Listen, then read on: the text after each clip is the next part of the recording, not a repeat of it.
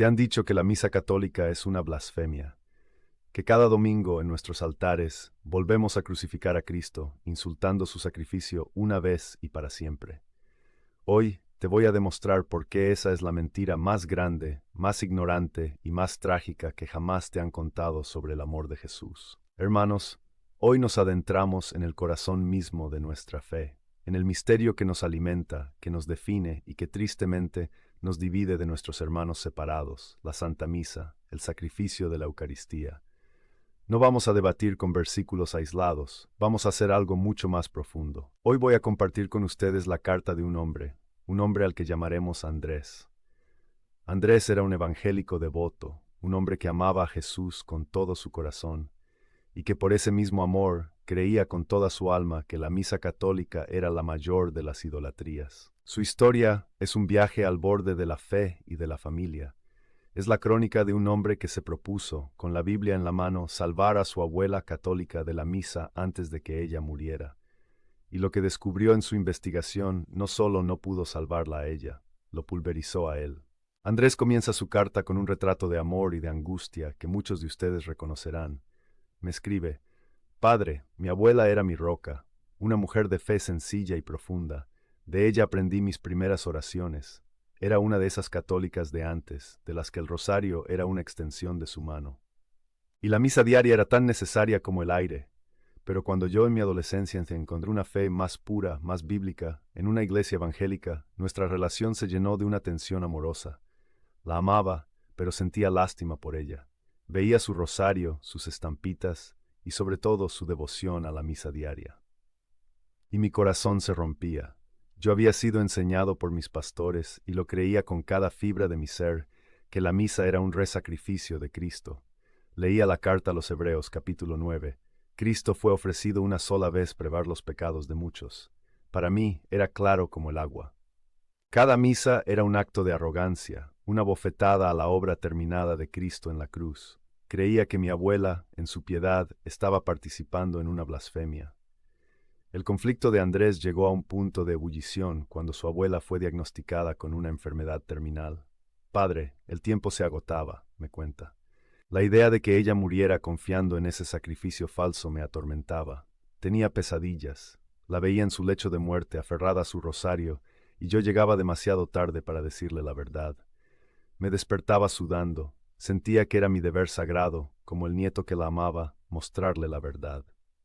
Decidí que no iba a usar panfletos, iba a usar la Biblia. Iba a estudiar la Última Cena con más profundidad que nunca para mostrarle con sus propias escrituras que Jesús instituyó un simple memorial, una cena simbólica, no el ritual pagano en el que ella participaba. Y así comenzó la investigación de Andrés. Una investigación que él creía que lo armaría para un debate, pero que en realidad lo estaba desarmando para una rendición. Mi plan era simple, me escribe. Para entender la Última Cena tenía que entender su contexto original, la Pascua judía. Pensé que al mostrar las similitudes podría demostrarle que era solo una comida simbólica más. ¡Qué ingenuo era! Compré libros sobre el Seder de Pascua del primer siglo, y lo que descubrí no fue una grieta en la fe de mi abuela, fue un terremoto bajo la mía. Hermanos, acompáñenme en el viaje de Andrés. La Pascua no era una simple cena, era el acto litúrgico más sagrado de Israel. Recordaba la noche en que el ángel de la muerte pasó por Egipto, y solo las casas marcadas con la sangre de un cordero sin mancha fueron salvadas. Andrés me describe su primer descubrimiento. Leí el libro del Éxodo, y vi los requisitos para el cordero pascual. Debía ser un macho, sin defecto. Su sangre debía ser derramada y rociada. Y sus huesos no debían ser quebrados. Padre, mi corazón de evangélico dio un vuelco. Era una descripción perfecta de Jesús, el Cordero de Dios sin pecado, cuya sangre nos salva y a quien en la cruz no le quebraron ningún hueso. Sentí una oleada de gozo. Esto fortalecía mi fe en Jesús. Pero entonces su investigación lo llevó al siguiente paso, al paso que su teología protestante había ignorado por completo. Seguí leyendo, me cuenta, y entonces llegué al mandato que lo cambió todo. Para que la familia fuera salvada, para que el pacto se cumpliera, no bastaba con matar al cordero, no bastaba con rociar su sangre. Había un mandato explícito, ineludible. Éxodo 12, versículo 8, y aquella noche comerán la carne. Padre, Leí esa frase una y otra vez. El sacrificio no estaba completo hasta que la víctima era consumida. El poder del sacrificio no se aplicaba a la familia hasta que por la fe comían la carne del cordero que había muerto por ellos. Fue como si un rayo me partiera. Mi teología evangélica era una Pascua a medias.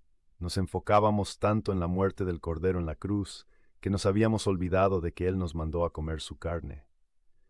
Con esta verdad ardiendo en su mente, Andrés volvió a leer los evangelios sobre la última cena. Y ya no leyó las mismas palabras. Era Jueves Santo, me escribe.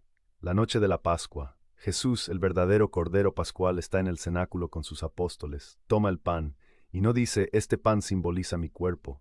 No dice, este pan representa mi cuerpo.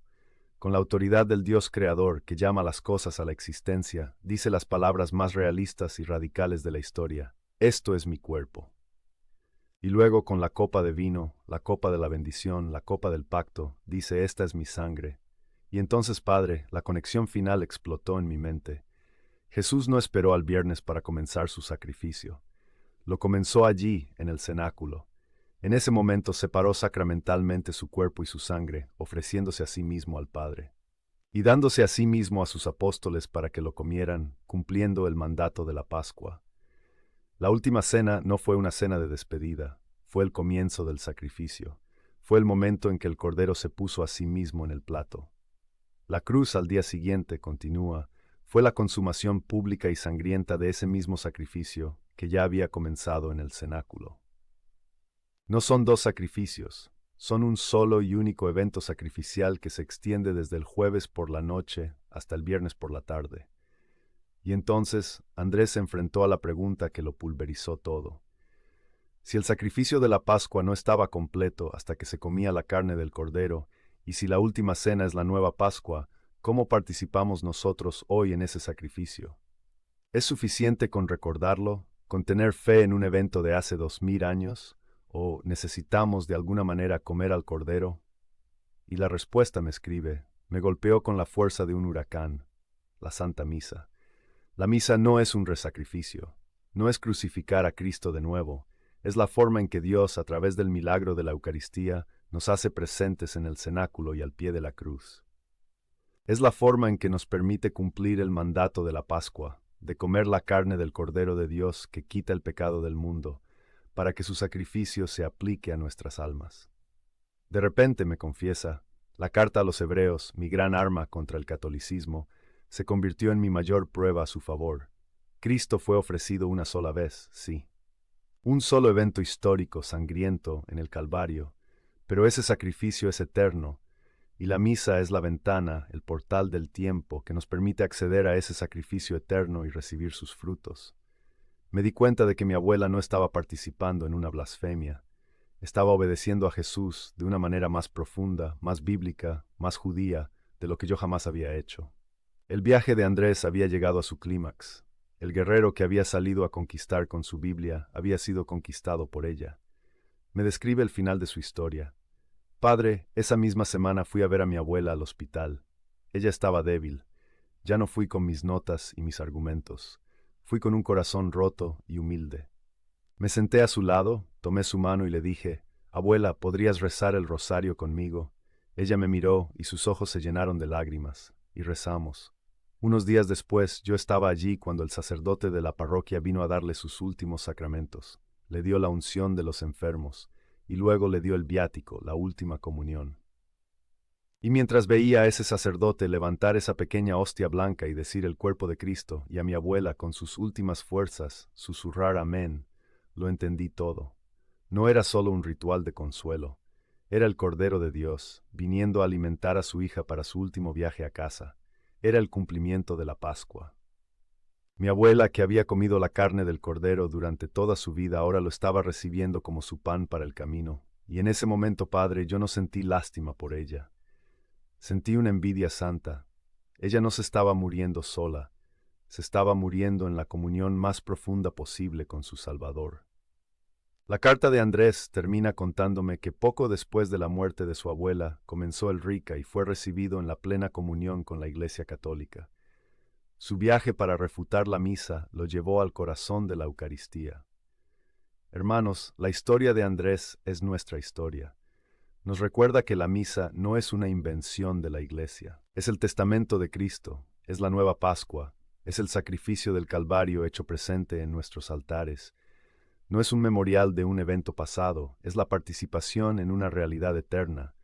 La próxima vez que vayas a misa, no vayas a un memorial, ve al cenáculo, ve al Calvario, y cuando el sacerdote levante la hostia, inclina tu cabeza, golpea tu pecho y adora, porque no estás mirando un trozo de pan, estás en la presencia real de tu Salvador, el Cordero de Dios, que se te entrega por amor.